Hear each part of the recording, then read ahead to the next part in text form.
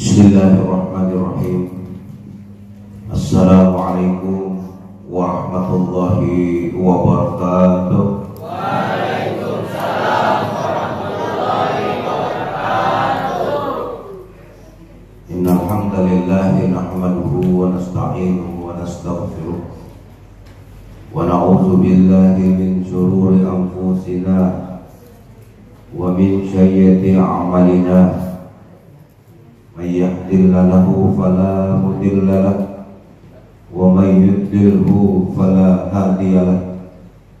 Asyhadu an la ilaha illallah wahdahu la syarika lahu wa asyhadu anna Muhammadan abduhu wa rasuluhu la nabiyya ba'dahu. Allahumma salli ala Muhammadin wa ala alihi wa sahbihi wa mawala amma ba'd. Qala Allah ta'ala fi kitabil karim, a'udzu billahi minasy syaithanir rajim. Ya ayyuhalladzina amanu taqullaha haqqa tuqatih wa la tamutunna illa wa antum muslimun. Bapak Kepala Sekolah SMP Negeri 3 Sambaliung beserta seluruh Dewan Guru, staf pengajar, staf TU, seluruh karyawan SMP Negeri 3 Sambaliung, serta anak-anakku sekalian, siswa-siswi yang insya Allah sama-sama dirahmati Allah Subhanahu wa Ta'ala. Mari kita bersyukur kepada Allah, mengucapkan Alhamdulillahirabbil alamin atas segala limpahan rahmat, karunia, hidayah yang diberikan olehnya kepada kita, sehingga pada pagi hari menjelang siang ini kita bisa melaksanakan peringatan Maulid Nabi besar Muhammad sallallahu alaihi wasallam. Mudah-mudahan dengan peringatan Maulid yang kita peringati pada hari ini akan beberapa hikmah nanti insya Allah kita bawa pulang, kita catat, kita pahami, dan kita amalkan dalam kehidupan keseharian kita. Bapak Kepala Sekolah, Bapak Ibu Dewan Guru, anak-anakku sekalian yang dirahmati Allah Subhanahu wa Ta'ala. Mudah-mudahan saya bisa nanti, biasanya saya 60 menit. Siapa Dedek? Biasanya maksimal itu 60 menit, paling kurang 45 menit. Mudah-mudahan saya sanggup berdiri 30 menit kayak sini ya. Mudah-mudahan 9.20 mudah-mudahan nyampe nanti 10.20 ya. Siap. Anak-anakku sekalian yang dirahmati Allah Subhanahu wa Ta'ala, peringatan Maulid Nabi di kampung juga sudah, yang kampung yang tinggal di Belimbang mungkin sudah mendengar, sudah mengikuti juga. Tepatnya di awal-awal bulan Rabiul Awal, tanggal 8 tanggal 9 Oktober di kampung sini. Memperingati Maulid Nabi seperti ini adalah merupakan dari sekian banyak bukti cinta kita kepada Nabi. Jadi bukti cinta kita kepada Rasulullah Muhammad SAW. Kenapa kita mesti cinta kepada Nabi? Karena Nabi itu sangat cinta dengan kita, bahkan melebihi cintanya daripada dirinya sendiri. Rasulullah itu diutus sebagai penutup para nabi sebelumnya. Kita kenal nabi dan rasul yang kita imani, yang kita yakini. Ada Adam, Idris, Nuh, Saleh, Ibrahim, Isa, sampai kepada Rasulullah. Ada kurang lebih 25. Namakan Nabiullah Muhammad SAW, kita yakini dalam agama kita bahwa beliau ini adalah penutup para nabi. Disebutlah Khatamul Anbiya, penutup para nabi, yang menyempurnakan seluruh apa yang pernah dibawa para nabi dan rasul sebelumnya. Ada kitab yang pernah diturunkan oleh Allah kepada para nabi dan rasul sebelumnya. Ingat? Ada kitab Zabur, ada kitab Taurat, dan ada Injil. Lalu kemudian terakhir Al-Quran. Kita yakin kitab-kitab sebelum yang diturunkan Al-Quran, kita yakin bahwa itu dari Allah, diturunkan kepada masanya. Kitab Zabur diturunkan kepada siapa? Nabi Daud. Bukan ke saya tapi ya. Lalu diturunkan pula Taurat kepada Nabi, lalu kepada Nabi Isa, Injil. Semua kitab-kitab yang ada pernah diturunkan oleh Allah, konsepnya, isinya, pesannya disempurnakan di dalam Al-Quran yang dibawa oleh Nabi kita Muhammad sallallahu alaihi wasallam. Nah, makanya memperingati Maulid seperti ini, kita ingin kembali menggali sejarah, mengingat kembali perjuangan Nabi yang berjuang demi agama Allah, yang akhirnya sampai kepada kita.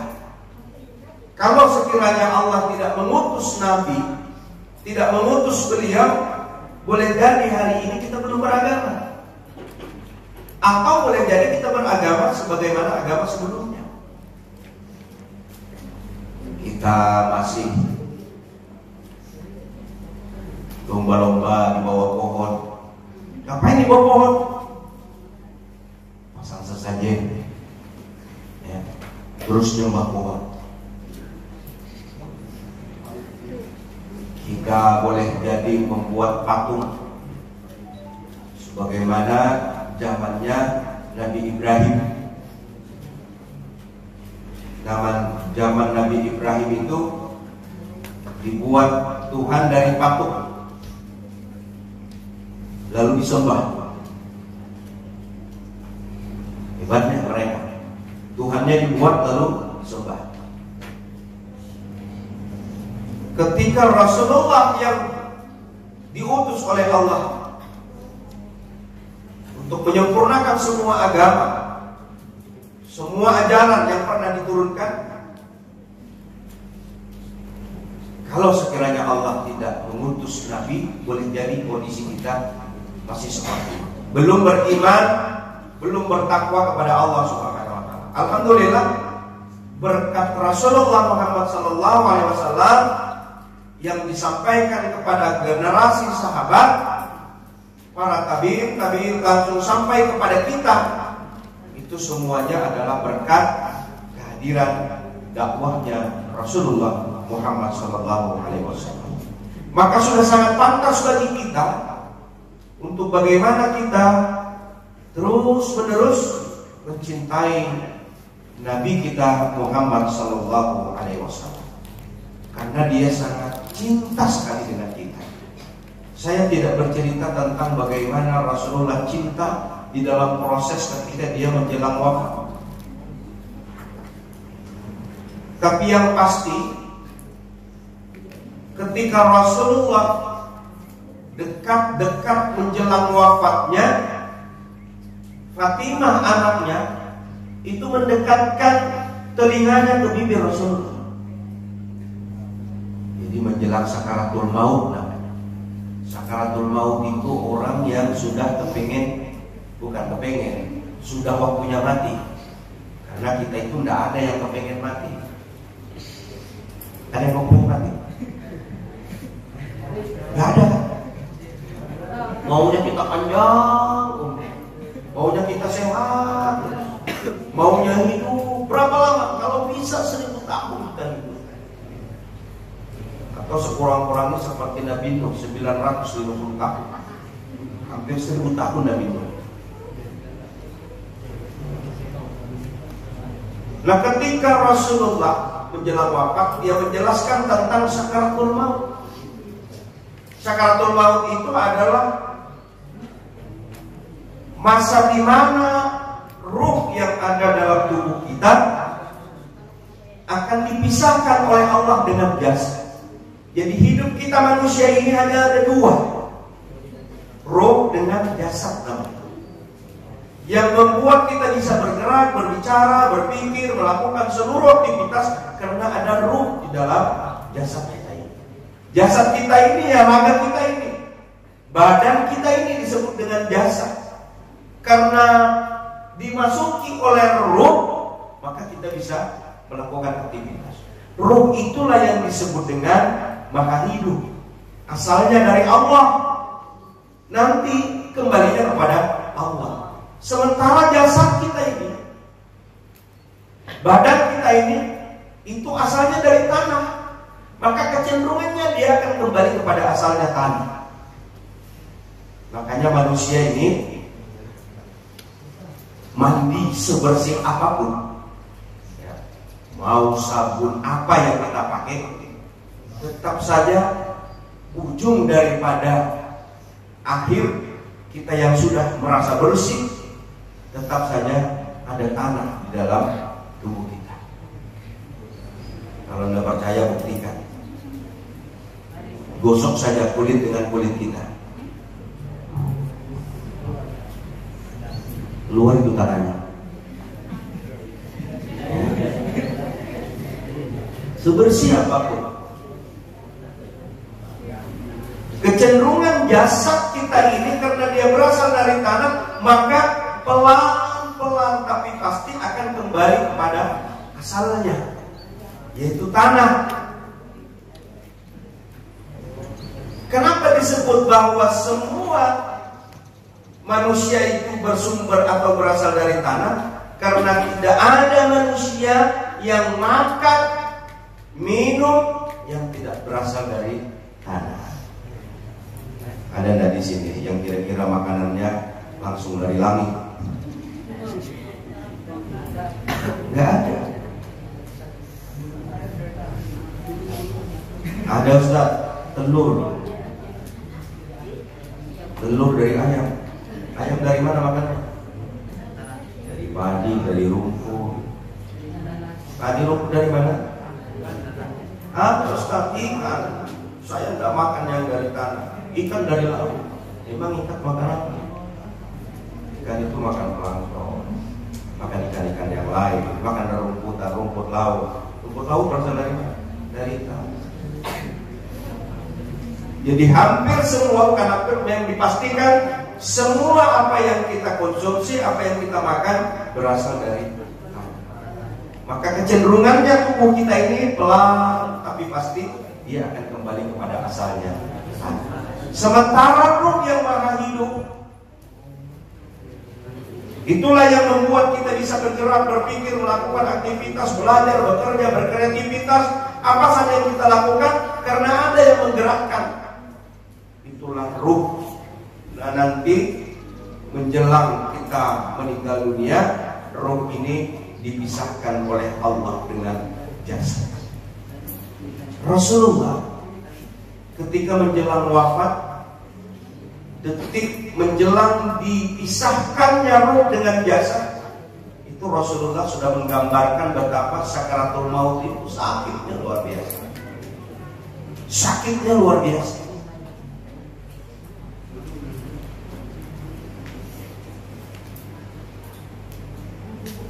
Begitu nyawa ini ingin dicabut dari jasad, itu sakitnya luar biasa, kata Rasulullah.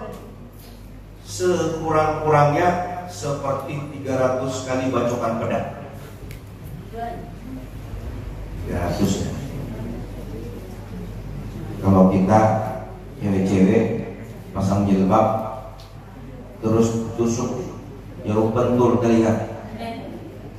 loncat itu, sakit, jarum lentur, tertusuk di telinga atau di wajah atau di leher, tidak sengaja, pasti berasa sakit. Sakaratul maut itu digambarkan oleh Rasulullah sekurang-kurangnya 300 kali bacokan pedang.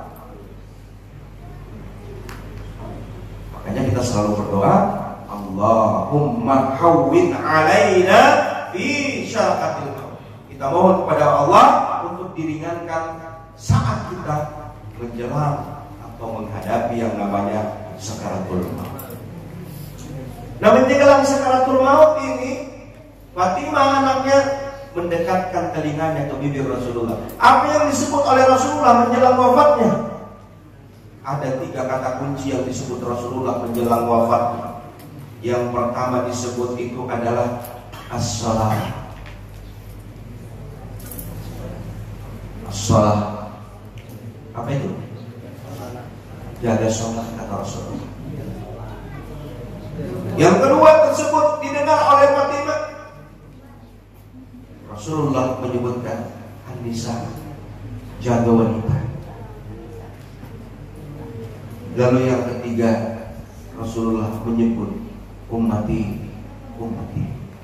umatnya, kita yang disebut Rasulullah Muhammad sallallahu alaihi wasallam. Nah, makanya apa yang disampaikan oleh Rasulullah menjelang wafatnya ini, jaga sholat. Kita bersyukur punya kepala sekolah yang mewajibkan untuk kita sholat.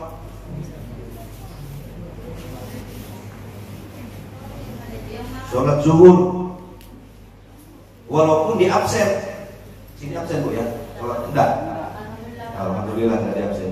Kalau zaman saya jadi kepala sekolah SMK bagian kesiswaan kebetulan waktu itu, wah jangan harap kalau ada zuhur lalu kemudian pulang sebelum sholat, besok siap-siap di lapangan. Ngapain dia? Sholat zuhur di lapangan, buka baju, buka kopiah, nggak pakai baju, nggak pakai kopiah, suruh maju, yang jadi imam sholat dia. Itu sekitar tahun 2003-2004. Belum lahir ya? Sudah? Belum lahir. Saya pernah jadi guru. Jadi kalau ada itu siswa yang pulang sebelum sholat, besok pagi dia absen. Mau lari kemana dia? Absen. Sudah dari abjad A sampai Z. Ini orangnya. Nah, sudah kumpul di lapangan. Suruh satu yang jadi imam, sholatlah mereka 4 rakaat. Di bawah terik matahari seperti ini. Bukan pakai semen kayak gini. STM itu dulu masih betul-betul bikin tanah berdebu. Sholat mereka tanpa sejadah. Pimpin satu orang sholat. Sholat sebagaimana sholat. Setelah selesai 4 rakaat baru saya tanya, kira-kira mana enak sholat di lapangan atau di masjid? Oh, di masjid Pak, kan tidak mau ulang lagi, tidak enak sholatnya di sini. Nah sudah, besoknya alhamdulillah tidak ada lagi yang tidak mau sholat. Kalau zaman sekarang mungkin tidak boleh seperti itu ya. Langsung kena delik. Ya, keren itu. Kalau ada yang nggak mau sholat, kalian itu disuruh sholat supaya menjadi baik, menjadi bagus. Bukan untuk kepala sekolah, bukan untuk guru. Kalian sholat atau tidak, guru dapat gaji. Bukan berarti kalian pulang nggak sholat, dikurangi kepala sekolah gajinya, besarnya dikurangi karena kalian nggak sholat. Enggak, tetap gaji mereka. Jadi itu makanya ini yang diingatkan oleh Rasulullah menjelang wafat. Sholat, jaga sholat. Inilah masa-masa kalian untuk belajar. Ada yang belum balik di sini ya? Sudah semua? Masya. Kalau ada yang belum ditunggu-tunggu aja. Balik itu adalah pertanda muslim mulai perhitungan amal-amalnya. Kalau yang bukan berarti, oh kalau gitu saya belum balikin. Boleh dong, ada dispensasi nggak sholat. Boleh dong? Oh nggak boleh. Justru itu adalah bentuk pelatihan kita. Jadi sholat yang harus dijaga. Rasulullah berpesan juga, Anisa wanita, jaga wanita. Kenapa? Karena wanita inilah yang menentukan kebaikan dan keburukan sebuah lingkungan, bahkan bangsa dan negara. Kalau wanitanya buruk, wanitanya jelek, wanitanya tidak bagus, buruk pula negara dan lingkungan itu. Kalau kita melihat lingkungan di mana orang-orang perempuannya, wanitanya tidak baik, tidak bagus, pasti langsung tercemar itu lingkungan. Tapi kalau wanitanya bagus, baik, langsung harum namanya. Itu hebatnya wanita. Makanya di dalam Al-Quran ada surat khusus, surat An-Nisa. Surat keberapa itu? Surat keempat, dikhususkan. Nah, Rasulullah sudah mengisyaratkan, jaga wanita ini. Surat kelima, kesalah kan? Juz kelima. Nah, jaga wanita. Kenapa wanita? Kalian ini yang cantik-cantik, ya, harus dijaga. Rasulullah itu sudah mewasiatkan, jaga wanita, karena wanita ini manusia yang unik. Wanita yang tidak sama dengan laki-laki ya pasti memang beda. Dia butuh kelembutan, dia butuh dimanja-manja, tapi jangan kemanjaan.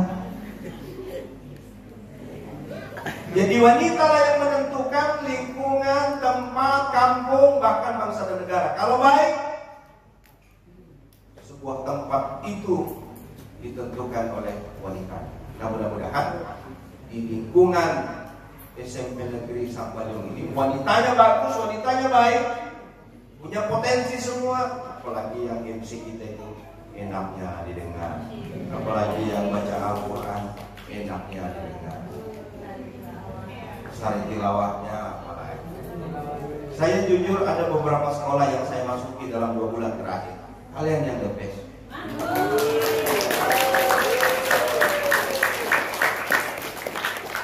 Saya tidak lantas memuji, karena ada beberapa SMP saya masuki juga. Sekolah yang saya masuki dalam 2 bulan terakhir. Saat kemarin apa sosialisasi, waktu di situ saya bisa melihat kalian yang bagus. Kalaupun ada pada saat kita ceramah yang ribut, yang suka usil, nggak terlalu banyak, sedikit aja. Ada yang duduknya nyendar-nyendar semaunya kalau kita ngobrol, ada tapi sedikit aja. Tapi kalau di tempat-tempat lain, ya Allah, maaf, nggak perlu lah saya sebut namanya.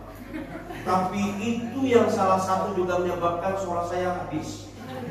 Karena harus mengkondisikan saya kalau ceramah gini tidak bisa kalau saya ngomong, kalau ada yang ngomong atau bergurau. Selalu saya luruskan karena saya kepengen didengar.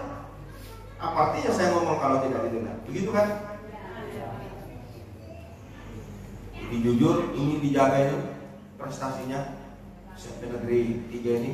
Ya. Apa itu yang menyebabkan kalian bisa seperti itu? Kedisiplinan. Kalau sudah disiplin, maka yang lain-lain juga akan ikut. Di sana ada kesabaran, di situ ada keikhlasan, ya. Maka dia menjadi terbaik insya Allah. Mohon ini dipertahankan. Nah, lalu yang disebut oleh Rasulullah menjelang wafat setelah sholat lalu wanita, apalagi umatku kata Rasulullah. Itu sebagai bukti betapa Rasulullah SAW cinta kepada kita umatnya, sayang sekali dengan kita umatnya. Makanya kita beruntung sebagai umatnya Muhammad, karena nanti yang dihisab, yang dihitung, yang mempertanggungjawabkan seluruh amal-amal ibadah kita, yang diklaim dimasukkan ke neraka atau ke surga, kita duluan. Umat-umat lain itu ngantri, nunggu. Makanya mereka iri untuk bisa dijadikan sebagai umatnya Muhammad SAW. Majelis yang dirahmati Allah Subhanahu wa taala. Cinta Rasulullah kepada kita sedemikian rupa bagusnya, sedemikian kuatnya, sedemikian tidak bisa kita ukur betapa sayang dan cintanya Rasulullah kepada kita. Maka kewajiban kita sebagai seorang muslim harus kita mencintai Rasulullah. Bagaimana membuktikan cinta kita kepada Rasulullah? Ya salah satunya boleh jadi kita memperingati maulid seperti ini sebagai bentuk cinta kasih kita kepada Rasulullah. Maulid itu adalah hari lahirnya.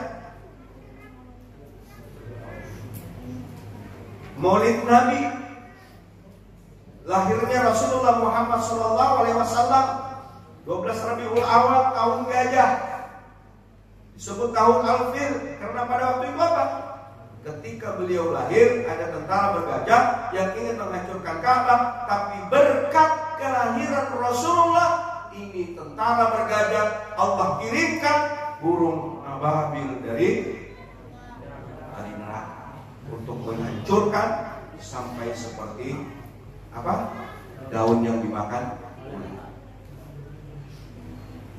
Jadi Rasulullah itu begitu lahir keberkahannya luar biasa. Kejadian-kejadian spektakuler itu terjadi. Api Majusi yang 1000 tahun yang menjadi sesembahan orang Majusi tidak pernah padam. 1000 tahun. Begitu Rasulullah lahir, padam minyak.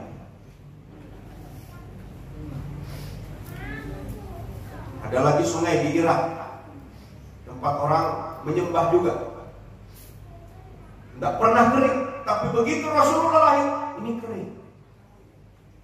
Itulah dari sekian banyak keutamaan, kelebihan atau mukjizat yang dimiliki oleh Nabi kita Muhammad SAW. Kenapa Rasulullah dijadikan contoh oleh Allah kepada kita? Karena Rasulullah itu sama seperti kita manusia. Cuma memang kita manusia biasa, Rasulullah luar biasa. Manusianya sama. Dia dilahirkan dari seorang ibu. Dia punya bapak, walaupun bapaknya tidak sempat dia lihat ketika dia lahir. Karena dalam kandungan Abdullah ayah anda tercinta itu sudah lebih dulu dipanggil oleh Allah Subhanahu wa taala. Sehingga lahirnya Rasulullah dalam keadaan yatim.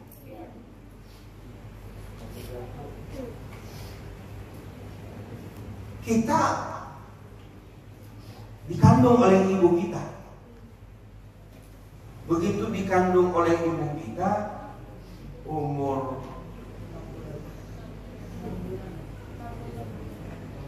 2 bulan atau menjelang lah ya, ibu yang lebih tahu. Itu kalau sudah kita dikandung oleh ibu kita sudah merasa tidak nyaman. Nggak sakit, nggak apa. Mual. Itu akibat apa? Karena kita ada, janin kita ada, dikandung oleh ibu. Begitu sudah besar, 3 bulan, 4 bulan, 5 bulan, 7 bulan, sampai menjelang kita lahir 9 bulan 10 hari, dibawa kemana-mana oleh ibu kita. Berat kita itu. Ada yang lahir 1 kilo, 2 kilo, 3 kilo, bahkan ada yang 4 kilo. Anak saya yang ke-6 itu 4 kilo. Iya kan?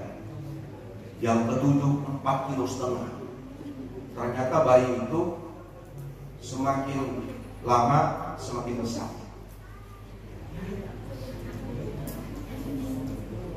Nah bedanya kalau ibu kita merasakan hidang, tidak nyaman, tidak enak, muntah, mual.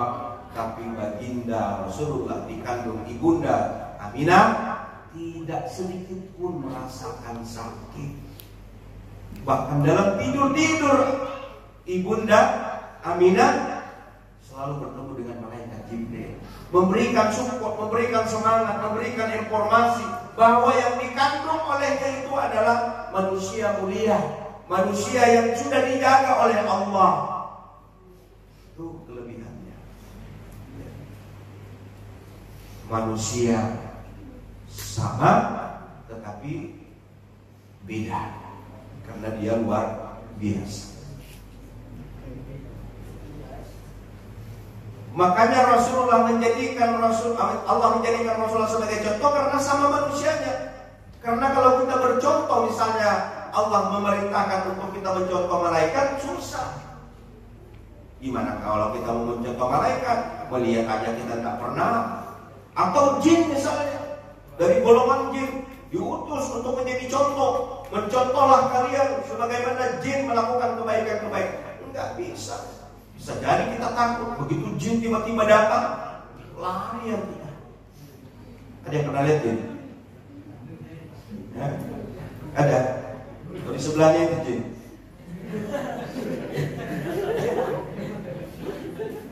Tetapi Rasulullah dijadikan contoh karena sama manusia. Logika kita, kalau ayam disuruh mencontoh bebek, bisa nggak? Bebek suruh contoh sapi, nggak bisa. Kambing disuruh contoh sapi, nggak bisa. Maka manusia idealnya mencontoh manusia. Maka Rasulullah disebutkan dalam Al-Quran, laqad kana lakum fi Rasulillahi uswatun hasanah. Contoh yang baik, suri tauladan terdapat di dalam diri Rasulullah SAW. Nah inilah kenapa Rasulullah dijadikan contoh dalam kehidupan keseharian kita sebagai seorang muslim. Majelis yang dirahmati Allah Subhanahu wa taala. Kalau kita sudah tahu sedemikian rupa cintanya Rasulullah kepada kita, maka kita harus berbalas dong. Kita harus juga mencintai Rasulullah. Kenapa? Karena kita kepengen mendapatkan yang namanya syafaatnya Rasulullah Sallallahu Alaihi Wasallam. Jadi jangan hanya sekedar kita ngaku-ngaku umatnya, jangan hanya sekedar kita kepengen syafaatnya, tapi kita tidak mau mengikut apa semestinya yang harus kita ikuti kepada Rasulullah Muhammad Sallallahu Alaihi Wasallam. Maka dalam peringatan Maulid ini, mari kita mencoba meneladani kehidupannya Rasulullah Sallallahu Alaihi Wasallam. Apa yang mesti kita teladani dalam kehidupan Rasulullah? Yang pertama akidahnya. Yang pertama akidah. Pengen catat. Jadi meneladani Rasulullah itu apa yang kita teladani? Akidahnya dulu. Kenapa akidah? Akidah inilah merupakan fondasi dan dasar kita beragama. Keyakinan kita kepada Allah, keyakinan kita kepada malaikat, keyakinan kepada kita, keyakinan kepada apa yang semestinya kita yakini, itulah yang disebut dengan iman. Maka akidah yang dibawa oleh Rasulullah itu kalimat tauhid, yaitu mengesahkan Allah Subhanahu wa taala. Kalimat la ilaha illallah, la ilaha illallah, sama-sama, la ilaha illallah, la ilaha illallah, la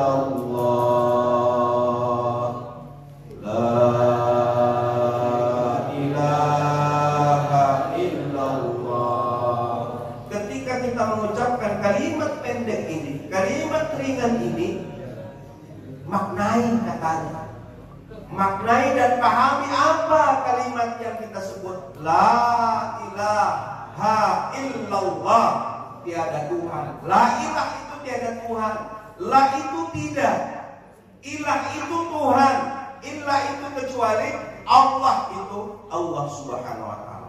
Maka begitu kita mengucapkan zikir kepada Allah, untuk kita terus mengingat dengan mengucapkan kalimat la ilaha illallah, maka resapi dalam hati kita, tiada Tuhan selain Allah, tiada Tuhan selain Allah, tiada Tuhan selain Allah. Jadi la dalam kalimat la ilaha illallah ini penegasan untuk tidak, yang tidak sekedar no kalau dalam bahasa Inggris, tapi sangat kuat. Kita sering mendengar ada larangan no farting, ya kan? Itu dilarang apa? Dilarang parkir. Ada ragu-ragunya kan itu? B. Ada enggak kita menemukan orang parkir di bawahnya? Sering. No smoking. Dilarang apa ya? Ada itu tandanya itu. Tapi begitu kita ke sana asap ngumpul. Padahal dilarang. Jadi kalimat larangan itu jangan kita samakan sebagaimana kalimat yang sering kita temui dilanggar. Jadi la ilaha itu benar-benar dikuatkan untuk tidak ada peluang untuk kita percaya dan yakin kepada ilah. Ilah itu Tuhan ya. Tuhan itu setiap sesuatu yang kita cintai, sesuatu yang kita harapkan, sesuatu yang kita mesti dekati, sesuatu yang kita juga takut kepadanya. Itu ilah namanya. Nah, pengecualiannya hanya kepada Allah Subhanahu wa taala. Kalimat tauhid inilah yang dibawa oleh para nabi dan rasul sebelum Rasulullah, dibawa lagi oleh Rasulullah untuk menguatkan kepada kita, qul huwallahu ahad, Allahus samad, lam yalid wa lam yulad wa lam yakul lahu kufuwan ahad. Penegasan tentang katakanlah Allah itu satu. Qul huwallahu ahad, Allahus samad, Allah tempat bergantung segala sesuatu. Seperti itu pemaknaan betapa akidah yang ditanamkan, yang diteladankan oleh Rasulullah. Kita pegang namanya kalimat la ilaha illallah. Itu yang pertama. Makanya kalimat la ilaha illallah ini begitu dipahamkan kepada generasi sahabat, generasi di masa Rasulullah menggembleng para sahabatnya. 13 tahun yang namanya akidah ini dibina, digembleng oleh Rasulullah, maka muncul sahabat-sahabat yang benar-benar terbukti memiliki akidah yang sangat luar biasa kuat, yang tidak tergoyahkan dengan apapun. Kita sering mendengar Bilal bin Rabah ketika dia ditindis dengan batu, diseret di atas pasir, di bawah terik matahari, dipukul oleh al-Ghujuk majikannya. Untuk apa? Untuk tidak mengakui bahwa bertuhankan Muhammad SAW, Tuhan yang dibawa oleh Rasulullah SAW. Jadi Bilal bin Rabah itu diketahui oleh majikannya kalau dia sudah pindah agama, disiksa beliau. Tapi apa yang dikatakan oleh Bilal bin Rabah? Dia hanya mengatakan ahad, ahad, ahad. Apa maknanya? Keyakinannya terhadap Allah satu-satunya Rabb, Allah satu-satunya sebagai Tuhan, itu dia buktikan sekalipun dia menderita, sekalipun dia menghadapi dengan rasa sakit. Tapi keyakinannya sedemikian kuat, sedemikian hebat, itulah yang dikehendaki di dalam akidah kita terhadap agama. Itu yang pertama, yang kita teladani akidah. Yang kedua, adik-adik sekalian yang dirahmati Allah Subhanahu wa taala, ibadahnya beliau. Ibadah yang dicontohkan oleh Rasulullah, kita sering mendengar Rasulullah itu kalau sholat sampai bengkak kakinya. Ya, kalau kita bengkak matanya kata Ustaz ya, tidur. Beliau sholat sampai bengkak itu bukan sholat wajib, bukan sholat 5 waktu, tapi sholat tambahan di mana setiap orang yang beriman, setiap orang yang mensyukur nikmat, setiap orang yang merasa kurang ibadahnya, maka diberikan tambahan amal di luar yang wajib. Rasulullah diriwayatkan ketika bangun istrinya di tengah malam, posisi kaki beliau berdiri. Terbangun seperti air malam, posisi beliau berdiri. Artinya apa? Sepanjang malam Rasulullah itu melaksanakan yang namanya ibadah sholat. Maka wajar kalau Rasulullah itu diriwayatkan sampai bengkak kakinya. Nah kita sholat, jangankan mau yang panjang-panjang, yang pendek-pendek aja susah kita. Rata-rata sholat kita itu 5 menit aja udah selesai. Alhamdulillah. Itu pun susah kita melakukan 5 menit. Syukur-syukur bisa 5 menit. Ya. Melatih diri. Bagaimana Rasulullah mengajarkan tentang ibadahnya kepada Allah Subhanahu wa Ta'ala. Sampai-sampai istri tercinta Rasulullah yang mau kaya-kaya sampai yang nggak usah kaya-kaya, sambit saja. Nanti enggak. Kata Aisyah istrinya, bah, enggak usah sholatnya seperti itu, sampai bengkak kaki itu enggak usah. Sampean kan sudah dijamin oleh Allah masuk surga, kenapa sholatnya sampai bengkak kaki? Kira-kira begitu. Tapi apa kata Rasulullah? Aku kepengen, kata Rasulullah, sekalipun aku sudah dijamin masuk surga, kesalahan-kesalahanku sudah dihapuskan, tapi aku kepengen disebut oleh Allah sebagai abdan syakura, sebagai hamba yang pandai bersyukur. Artinya apa? Ini mengisyaratkan kepada kita semakin banyak nikmat yang diberikan oleh Allah, semakin pula kita banyak bersyukur atas nikmat yang diberikan oleh Allah itu. Nah kita yang hari ini harus pandai-pandai bersyukur.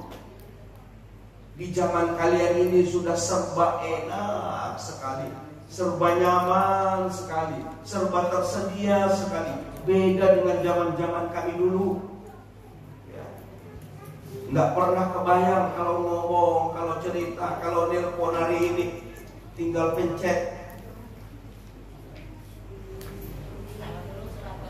Dulu kita motor lokal ya pusatnya ya. Antrian itu di wartel, berjam-jam antri, pakai koin 100, cuma 5 menit ngomong sekedar menyampaikan kabar bahwa kami di Samarinda bagus-bagus aja, baik-baik aja, bisa kuliah dengan baik, menyampaikan kabar itu. Tapi ngantrinya berjam-jam, ngomongnya sebentar, ngantrinya lama. Zaman dulu. Saya 87 sampai 90. SMP saya di SMP Gunung Kabur. Kampung saya di Kampung Baluang. Kalau air surut itu jam 4 memang sudah harus siap-siap dari Baluang ke Gunung Kabur mendayung, babasai, berperahu. Sekarang ini tinggal picip saja, motor, metik, nyaman sudah, tidak ada ngepong lagi, dinyamankan.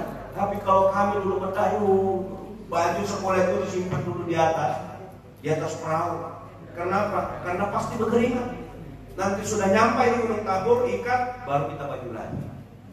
Tidak bergosok-gosok kayak kita sekarang. Tidak terlalu penting menggosok dulu itu karena memang belum ada. Gosokan masih pakai alat.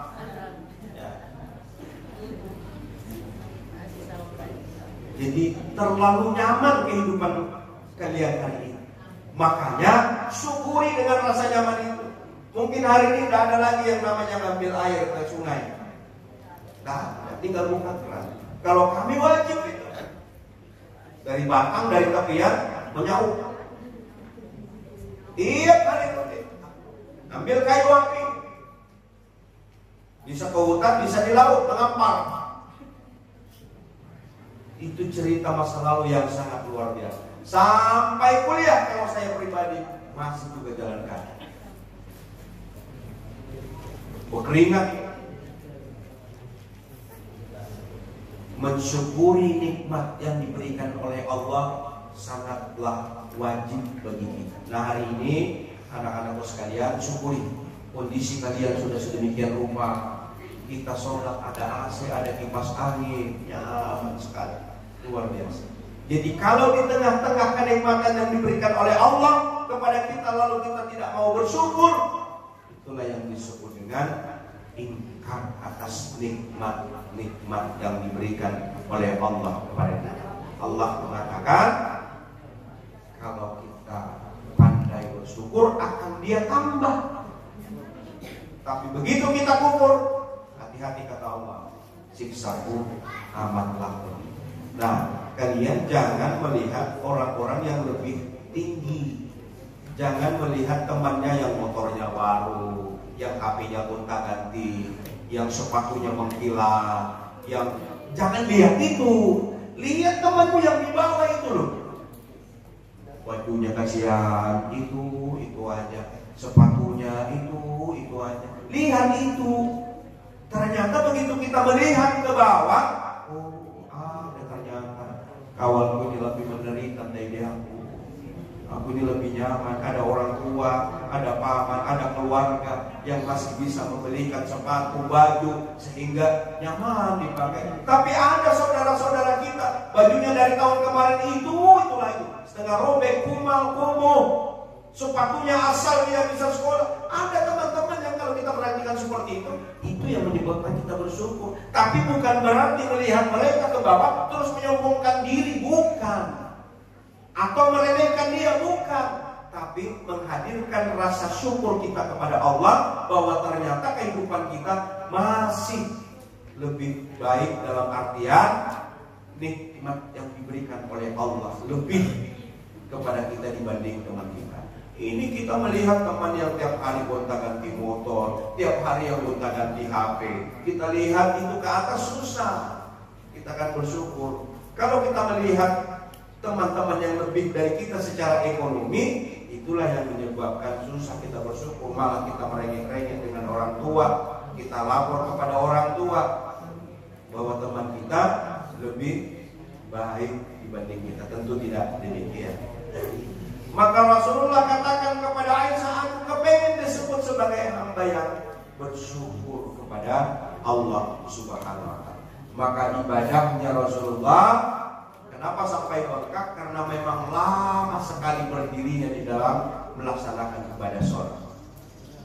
Rasulullah itu kalau sholat setelah Al-Fatihah, Bismillahirrahmanirrahim, Alhamdulillahi Rabbil Alamin, Ar-Rahmanirrahim, Maliki Yawmiddin, Iyyaka na'budu wa iyyaka nasta'in, Ihdinas siratal mustaqim, siratal ladzina an'amta 'alaihim, ghairil maghdubi 'alaihim waladdallin.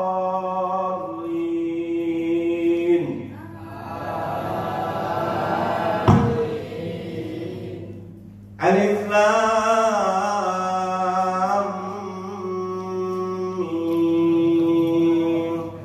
Dzalikal kitabu la raiba fihi hudan lil muttaqin. Rasulullah selesai sholat, selesai dia membaca Al-Fatihah, dia baca surah Al-Baqarah. Di penghujung surat Al-Baqarah ada jumlah 286. Lillahi ma fis samawati wa ma fil ardi wa in tubdu ma fi anfusikum aw tukhfuhu yuhasibukum bihillah fayaghfiru liman yasha wa yu'adzibu man yasha wallahu ala kulli syai'in qadir. Amana ar-rasul bima unzila ilayhi min rabbi wal mu'minun kullun amana billahi wa malaikatihi wa kutubihi wa rasulih. Di penghujung surah Al-Baqarah 286 ayat, Rasulullah disangka mau ruku. Di ujung ayat daripada Al-Baqarah ternyata Rasulullah melanjutkan bacaan ke surat Ali Imran.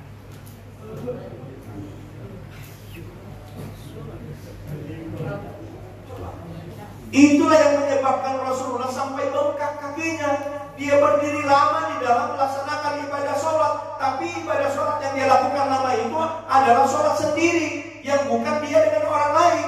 Kalau kita sholat dengan orang lain, jangan panjang-panjang, cukup yang kita jadi imam, kita cari yang panjang-panjang. Yang disuruh panjang-panjang itu kalau kita sholat sendirian, mau seapa kau baca, Al-Quran kita pegang, lalu kemudian kita sholat, baca 1 juz, 2 juz, 3 juz, baru ruku, boleh. Baca sendiri, tidak ada yang di belakang. Ini kita imam, cari yang panjang-panjang hafal. Al-Matasamud Anil Nalail Azim, 40 ayat itu. Ya Allah Rabbi. Jadi wajar kalau Rasulullah itu setelah dia menyelesaikan Al-Baqarah, dia lanjutkan ke Ali Imran. Ali Imran itu ada 200 ayat. Di penghujung surat Ali Imran ternyata Rasulullah melanjutkan ke surat An-Nisa. Ada kurang lebih 176. Makanya tadi dibilang 6 juz, 5 juz baru wajar bengkak. Kita jadi makmum, baru imam baca surat Al-A'la 19 ayat, sudah kita ngomel. Bismillahirrahmanirrahim. Sabbihisma rabbika a'la, alladzi khalaqa fasawwa, walladzi qaddara fahada, walladzi akhrajal mar'a. Itu surat Al-A'la yang biasa dibaca imam kalau sholat Jumat. Si imam kita maghrib baca itu, langsung kita merasa panjang. Padahal baru 19. Tapi kalau di lingkungannya tidak terbiasa membaca ayat-ayat yang panjang, itu memang karena Rasulullah berpesan kalau kita sholat berjamaah, si imam harus tahu diri, lihat ke belakang. Makanya perhatikan kalau imam-imam kita itu sebelum dia memimpin sholat, dia harus ke belakang dulu, perhatikan, luruskan saf, lihat dulu ke kiri ke kanan. Kenapa? Karena si imam harus tahu, oh ada ini, ada kai-kai di belakang. Yang boleh jadi kalau suratnya panjang, tidak tahan ya, rukuk berlama-lama, pusing kepala, asam urat kambuh, kolesterol tinggi, tensinya naik.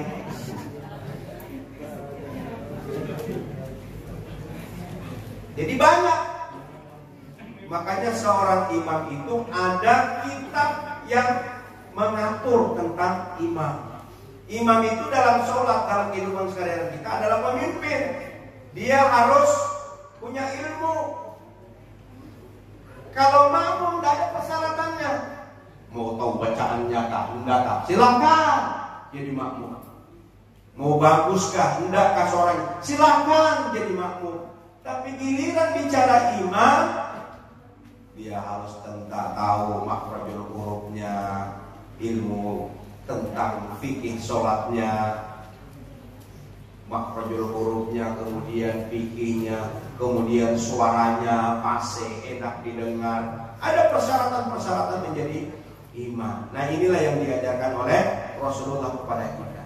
Nah Rasulullah itu sampai bengkak kakinya karena berdiri lama di dalam melaksanakan ibadah sholat. Nah kita hari ini adik-adik sekalian, mari gemarkan, biasakan sujud dan ruku itu.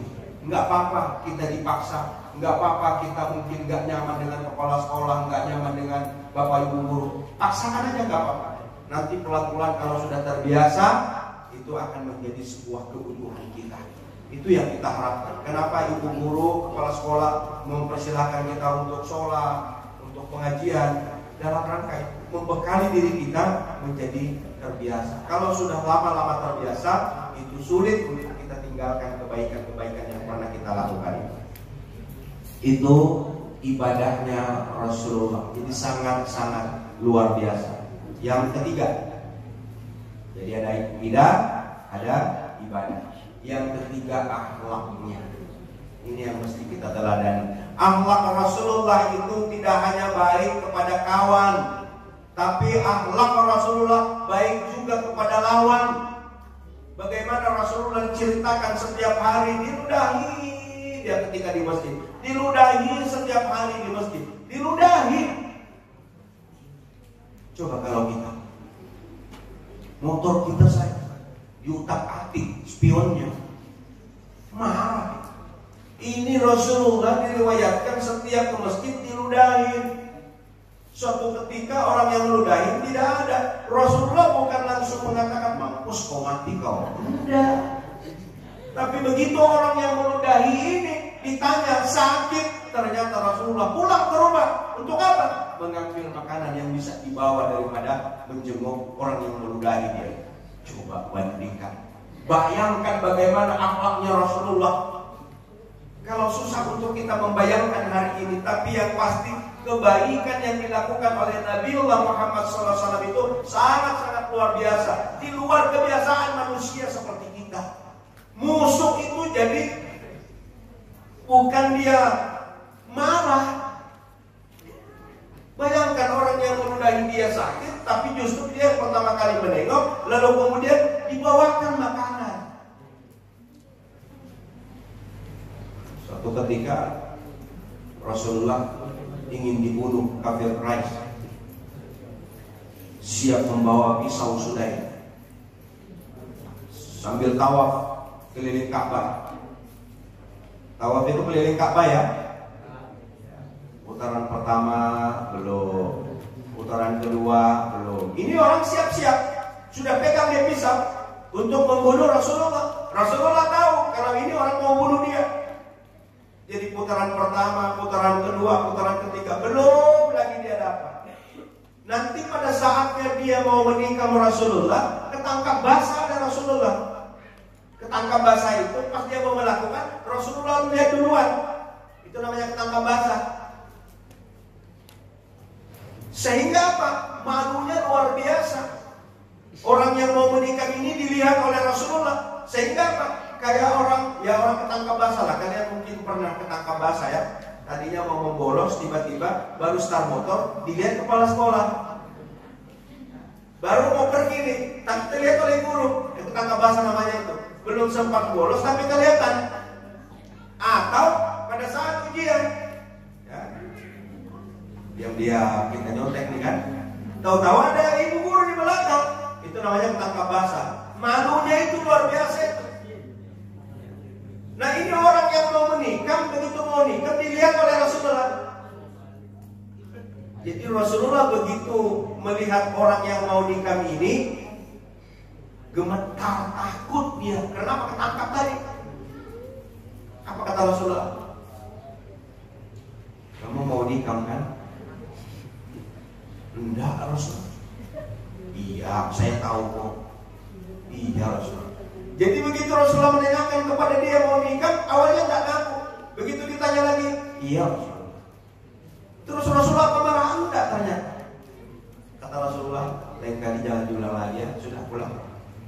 Coba kalau kita ini mau dipukul orang, pas kita begini mau ninju kepalanya, kita melihat, kita langsung gasak dulu itu, ya kan? Kamu meninju kepalanya, tapi kedapatan, kelihatan. Enggak lagi kita bicara apa-apa, kita yang menggasak dulu, urusan belakang. Nah Rasulullah tidak mengajarkan yang demikian. Orang yang jelas-jelas mau membunuh nih, disuruh pulang, lain kali jangan diulang lagi. Itu kebaikannya daripada Rasulullah. Jadi luar biasa kalau digambarkan cerita-cerita akhlaknya Rasulullah. Banyak orang-orang yang di luar Islam akhirnya masuk Islam karena akhlak yang dimiliki oleh Rasulullah SAW. Sebelum hijrah ke Madinah, Rasulullah itu punya harapan untuk melebarkan dakwahnya. Setelah di Mekah tidak kondusif, dia pergi ke negeri Taif, kota Taif namanya. Di negeri Taif itu dia berharap dakwahnya diterima. Tapi ternyata sambutan penduduk negeri Taif bukannya menerima dakwah Rasulullah, tapi justru hujatan, makian, cacian, dilempar kotoran binatang, dilempari dengan batu sampai berdarah beliau. Yang tadinya berharap dakwah dilebarkan ke Taif sebelum ke Madinah, karena di kota Mekah sudah tidak dalam kondisi yang kondusif, dia mencoba untuk berdakwah ke Taif. Tapi ternyata penduduk Taif di sana menolak, mencaci, memaki, melempar dengan kotoran, dengan batu, berdarah beliau. Sampai-sampai Jibril ngomong kepada Rasulullah, kalau sampai mau Gunung Uhud aku pindahkan ke negeri Taif.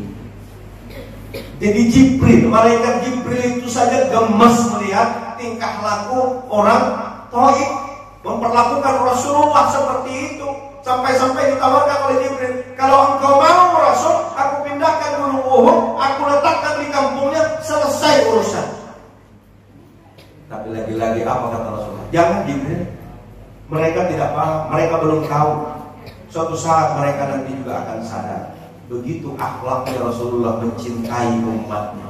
Kalau kita di atas angin diberikan peluang untuk balas kepada orang yang menzalimi kita, orang yang menyakiti kita, lambat saja orang menawari, langsung kita akan melakukan balas dendam. Nah, Rasulullah tidak mengajarkan yang demikian. Makanya kalau hari ini ada teman-teman kita yang berselisih paham, yang mungkin musuh-musuhan, ya biasakan namanya kita berteman kelahi, tegur sapa. Jangan sampai nanti kemudian jadi berkelahi, jadi tawuran dan sebagainya. Hindari yang menyebabkan tawuran, kelahi dan masalah itu ya karena itu tadi rasa dendam yang ada di dalam hati kita. Rasulullah mengajarkan tidak demikian. Memaafkan itu jauh lebih baik. Karena ketika kita memaafkan, kita akan berlapang dada, menjadi nyaman hati kita, tidak lagi kepikiran. Tapi kalau kita dendam, sakit hati, terus kita mau membalas, itu tidak menyamankan kita dalam hidup ini. Itu akhlaknya Rasulullah SAW. Nah, mudah-mudahan kita mampu dan bisa meneladani apa yang dikuduahkan oleh Rasulullah. Persis sesuai dengan janji saya, 60 menit saya berdiri di sini, 9.20 dan sekarang sudah 10.19, sisa 1 menit lagi. Ini langsung doakan. Jadi sekali lagi, adik-adikku sekalian, saya simpulkan ya. Pertama, meneladani Rasulullah itu adalah wajib bagi kita. Karena Rasul itu cinta kepada kita, maka sudah sepantasnya Rasul cinta kepada kita, maka kita cinta pula dengan Rasulullah. Bagaimana mewujudkan rasa cinta kita? Teladani beliau. Bagaimana meneladaninya? Teladani akidah yang dia bawa, teladani ibadah yang dia bawa, teladani akhlak yang beliau bawa. Nah, sebenarnya ada lagi 4 sifat yang mesti kita teladani. Ringkas saja bahwa Rasulullah itu memiliki sifat jujur, siddiq, kemudian apa? Amanah, kemudian patona, dan apa lagi terakhir? Tabligh. Jadi kalian dari sekarang belajar jujur, saya belajar jujur, belajar benar. Kita sekarang ini tidak butuh orang yang terlalu pintar, tapi yang kita butuhkan itu adalah orang yang benar. Kalau hanya sekedar bermodalkan pintar, terlalu banyak orang pintar, tetapi sedikit yang benar. Nah, kita kepingin pintar, benar.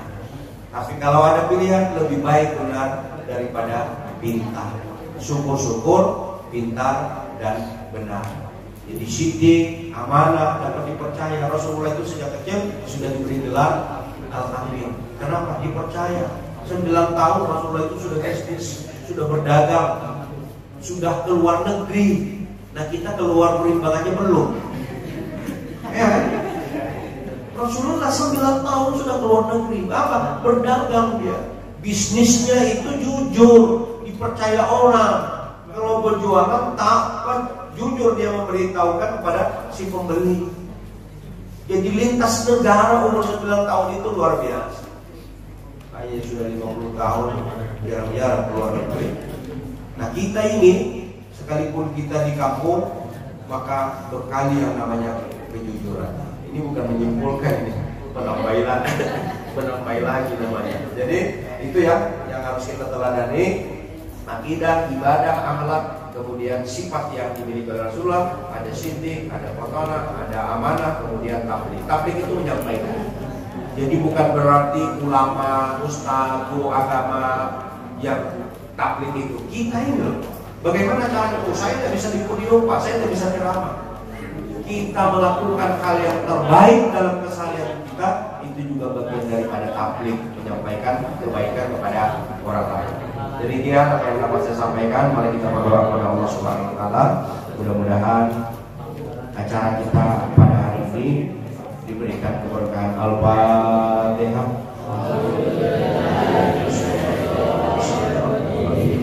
Alhamdulillahirrahmanirrahim. Ar-Rahmanir-Rahim. Maliki yaumiddin.